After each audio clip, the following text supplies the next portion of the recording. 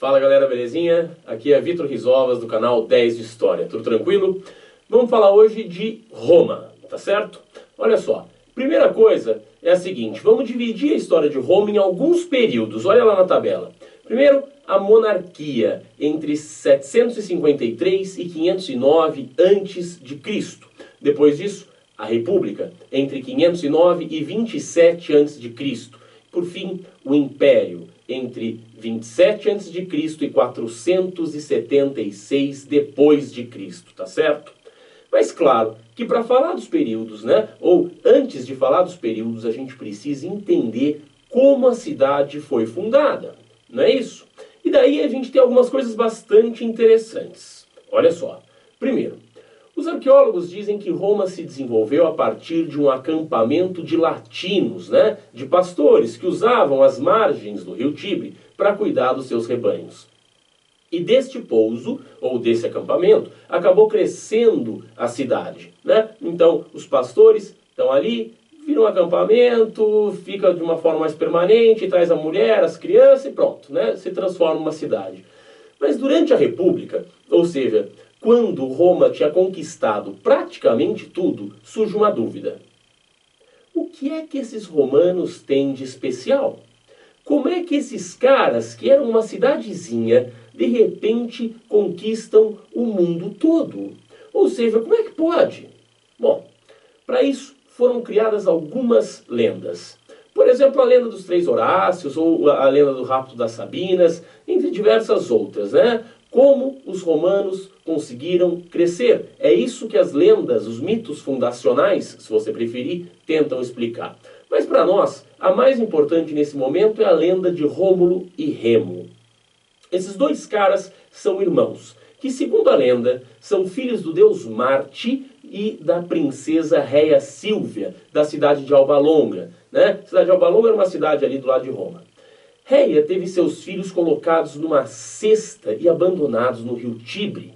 Quando o cesto tombou na curva do rio, as crianças foram recolhidas e cuidadas por uma loba, ou seja, Rômulo e Remo mamaram na loba. Adultos, eles receberam um sinal dos deuses de que deveriam fundar uma cidade. Na verdade, um deles deveria matar o outro, um irmão matar o próprio irmão e fundar a cidade desejada pelos deuses. Pois bem, é isso o que acontece. Rômulo mata Remo e funda a cidade de Roma. Moral da história? Toda lenda tem uma moral, Bom, veja se para você é o suficiente. Mas o fundador de Roma é filho do deus da guerra, com uma princesa, e como se não bastasse, foi amamentado por uma loba. Dá uma olhada na imagem. Cara, e aí? Vai encarar? Além disso, o cara matou o próprio irmão pelo bem da cidade. Pois é, fica difícil você ter uma história mais forte do que essa, não é? Não é verdade?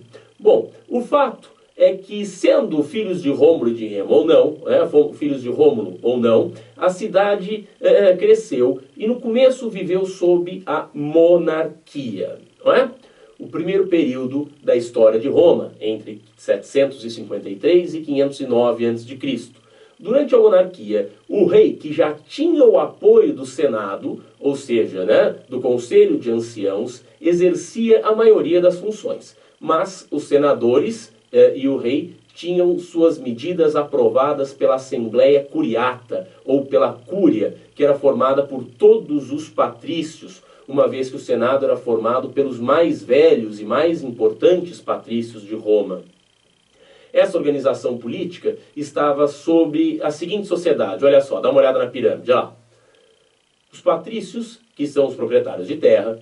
Os homens livres, que são os plebeus e os clientes. Os plebeus são uma camada de trabalhadores livres, mas os clientes, eles não têm total liberdade, pois são fiéis e leais a um patrício. Ou seja, esses dependem do patrício para exercer as suas atividades.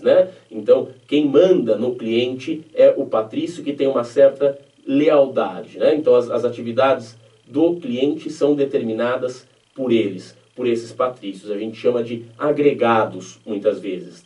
É um cara que é agregado do patrício. Entendeu? Ah, tipo um servo. Não é um servo.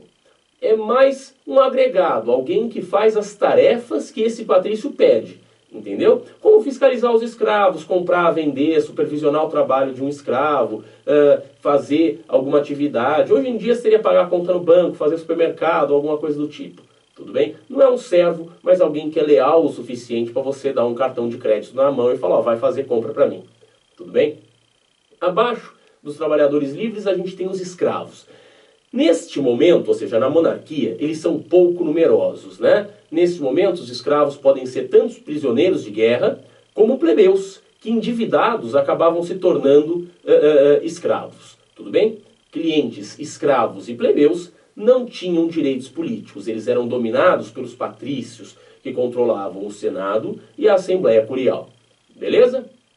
Agora, Roma, né, foi uma cidade que acabou sendo conquistada pelos etruscos. Nossa, estranho, né? Mas é etruscos, o Império Etrusco, que dominou Roma até o governo de Tarquínio, o soberbo. Interessante é que foi graças aos etruscos que os romanos conheceram diversas coisas fundamentais para Roma. Tudo bem? Então pensar Roma antes e depois dos etruscos é pensar cidades completamente diferentes.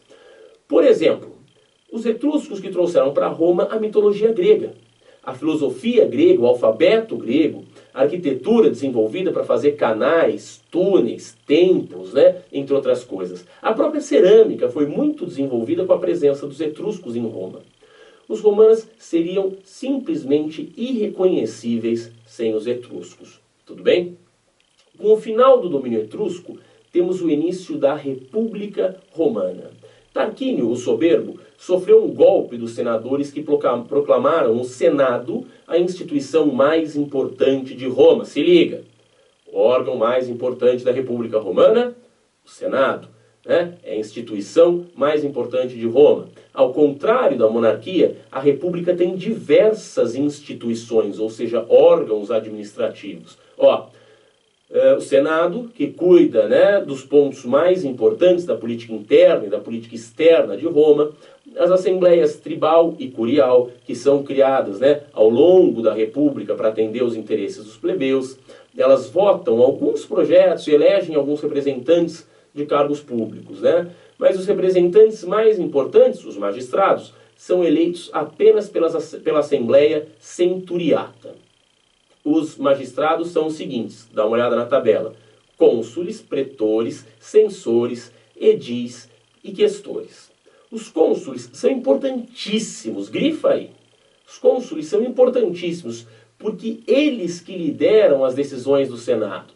Os pretores cuidam da justiça, os censores, eles contam a população e conferem a renda dos cidadãos. Os edis, eles cuidam do patrimônio da cidade, né? Como aquedutos, os silos de armazenamento de alimentos, né? E coisas do tipo. E por fim, os questores, que cuidam da administração dos recursos, né? Do dinheiro, além dos ditadores, né? Que são eleitos, ou o ditador, que é eleito no caso de uma crise, né? Para tomar decisões rápidas, quem manda é esse ditador. Ele teria o governo aí por 6 meses, tudo bem? O problema é o seguinte: temos um sistema muito aristocrático, ou oligárquico. Quer dizer, tem muita gente sem poder político e pouca gente fazendo política. Resultado, uma minoria de Roma e de poderosos pisando na maioria mais pobre. Isso significa que teremos muitos conflitos sociais. Um conflito muito importante foi a revolta de Monte Sagrado, lá em 494 a.C. Nessa revolta, os plebeus abandonaram a cidade e pressionaram os patrícios a fazer melhorias na vida deles. Dentre essas melhorias, temos as seguintes leis. Dá uma olhada lá na tabela de novo.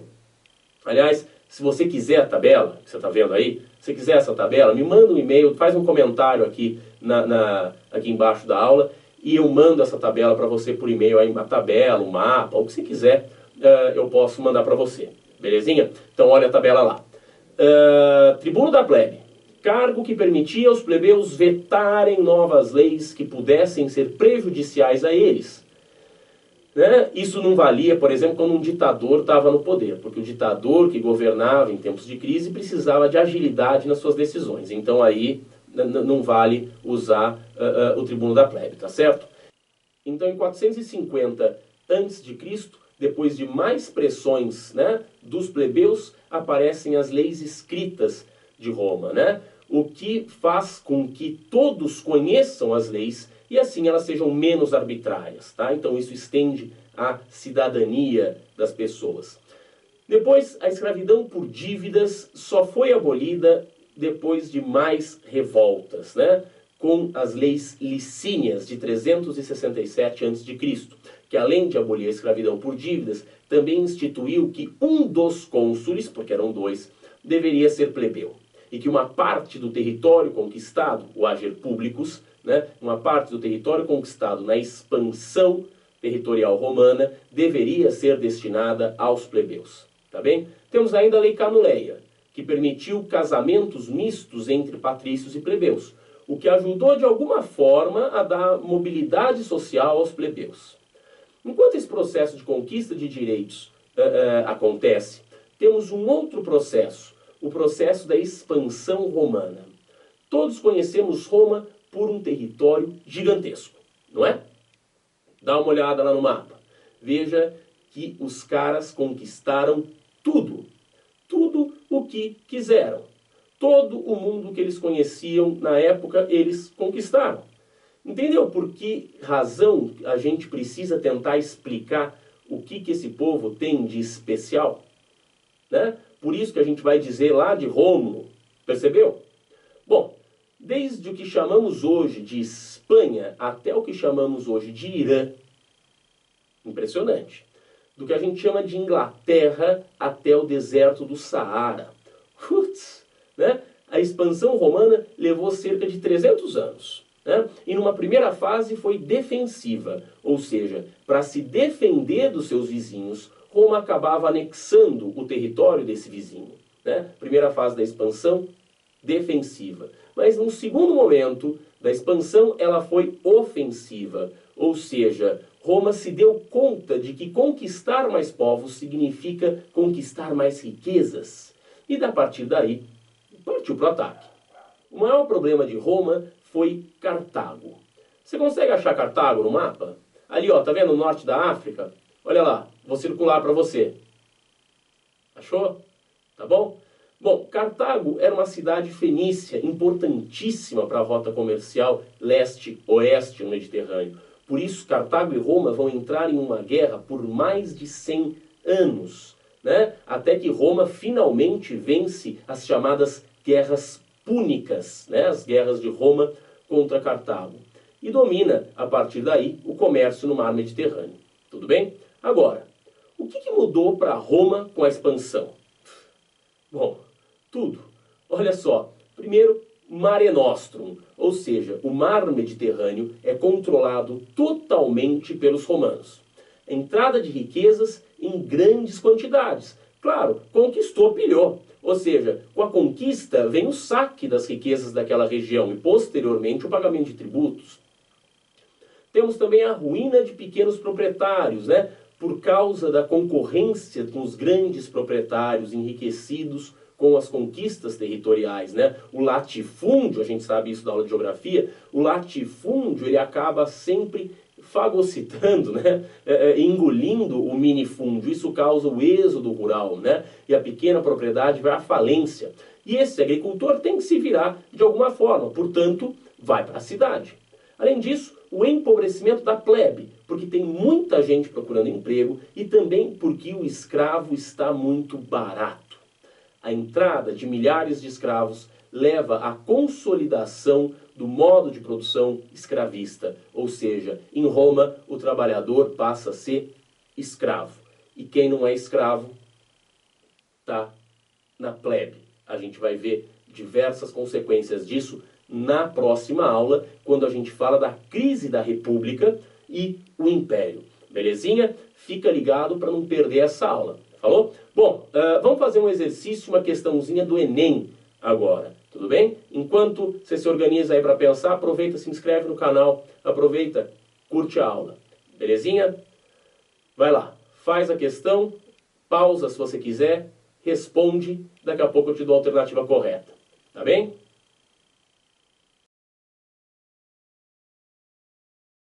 ficamos com a letra B, não é? A lei significa cidadania. Se todos conhecem a lei, todos podem respeitá-la, né? Sem serem explorados pelos que dominam a política, tá certo? Bom, galerinha, por hoje é isso. Fico aqui, se você quiser, já engata aí o próximo vídeo, se não, a gente se vê na próxima, tá bom? Até mais, abraço.